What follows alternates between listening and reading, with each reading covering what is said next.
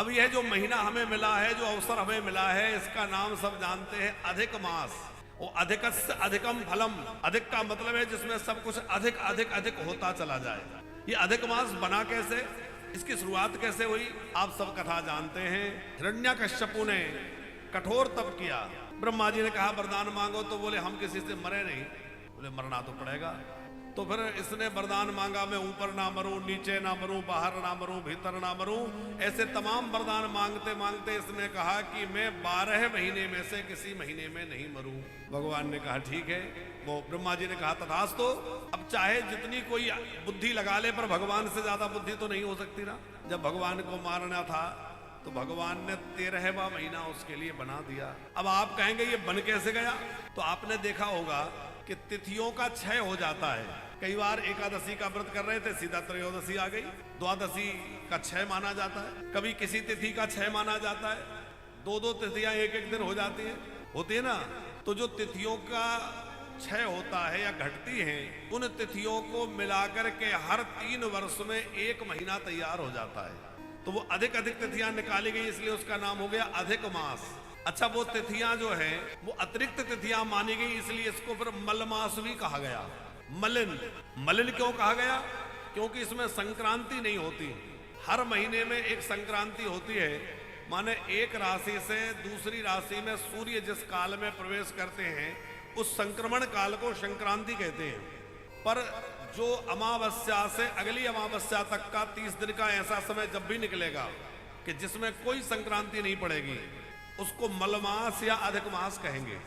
तो वो हर 3 वर्ष में 1 महीना ऐसा तैयार हो जाता है कि इस अमावस्या से अगली अमावस्या तक कोई संक्रांति नहीं आती, तो उसको बोलते हैं संक्रांति रहित माह। अब भगवान ने उसी पावन महीने में हिरण्यकश्यपु को मारा। हिरण्यकश्यपु तो मर गया, खम्भ से भगवान नरसिंह प्रकट हुए, कथा आप सब जानते ही हैं। अब वो महीने का काम पूरा हो गया। अब लोग जब भी वो मास आए तो उसके प्रति बड़ी हीन भावना रखते, बोले तो मल मास है, इस मास का कोई अधिपति देवता नहीं है। क्योंकि हर महीने का कोई ना कोई विशेष देवता होते हैं, हर महीने के अधिपति देवता हैं। इस महीने का कोई देवता नहीं, संक्रांति रहते है। तो इसको गिलानी हुई, भगवान ने मुझे बनाया और सब मुझे मलमास मलमास कह करके दुत्कारते हैं, मुझे बुरा मानते हैं, कोई शुभ कार्य मेरे समय में नहीं होता है। तो ब्रह्मा जी के पास गए, आपने अपनी सृष्टि में सब कुछ ठीक ठाक करा, पर मेरे लिए ऐसा क्यों बनाया। ब्रह्मा जी बोले जो तो भगवान ही कुछ कर सकते हैं, चलो भगवान के पास। तो ब्रह्मा जी उस मलमास को लेकर के और भगवान श्री कृष्ण के पास पहुंचे नित्य गौलोक में। नित्य गौलोक विहारी ने देखा कौन है ये, बोले ये अधिक मास है, क्या समस्या है। ये कह रहे हैं कि हमें कोई पूछता नहीं, हमसे सब द्वेष रखते हैं, थोड़ी उपेक्षा रखते हैं।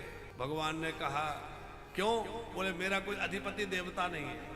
इसलिए भगवान ने कहा कि जिसका कोई अधिपति देवता नहीं है, आज से मैं उस महीने का अधिपति देवता रहूंगा और मेरे नाम से ही ये महीना कहलाएगा। भगवान पुरुषोत्तम है, इसलिए भगवान ने कहा कि आज से यह महीना मलमास नहीं कहा जाएगा, बल्कि आज से यह महीना पुरुषोत्तम मास कहा जाएगा, क्योंकि मेरा नाम मैं दे रहा हूं, इस महीने का देवता मैं रहूंगा। और अभी तक जिस महीने को लोग बुरा मानते थे, आज मैं वरदान देता हूं कि वह महीना सारे महीनों में सबसे श्रेष्ठ महीना होगा, सबसे बढ़िया वही होगा। ठाकुर जी चाहे तो क्या किसको ना बना दे। ठाकुर जी ने कहा पंकज जी कि यह महीना सभी महीनों में श्रेष्ठ होगा।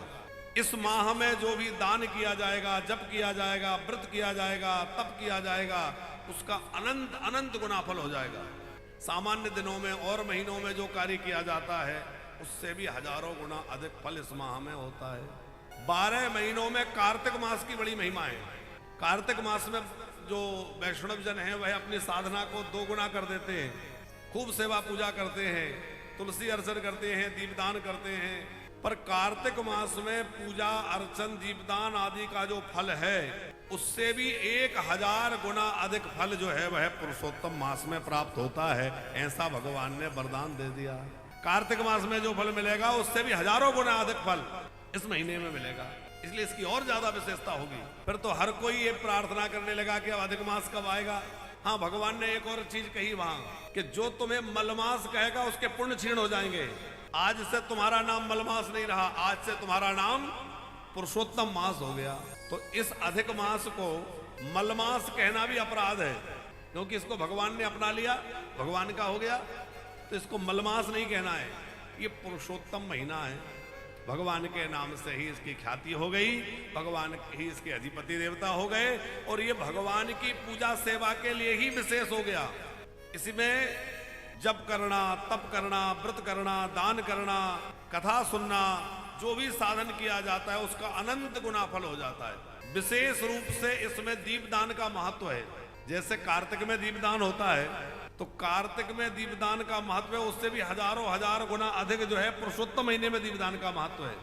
और वो भी यदि किसी धाम में बैठकर हो जाए, तीर्थ में बैठकर हो जाए, फिर तो कहना ही क्या है। हम लोगों को अवसर मिला है, भगवान की दिव्य वृंदावन की भूमि मिली है, और ब्रज भूमि में बैठ करके हम लोग पुरुषोत्तम मास मना रहे हैं।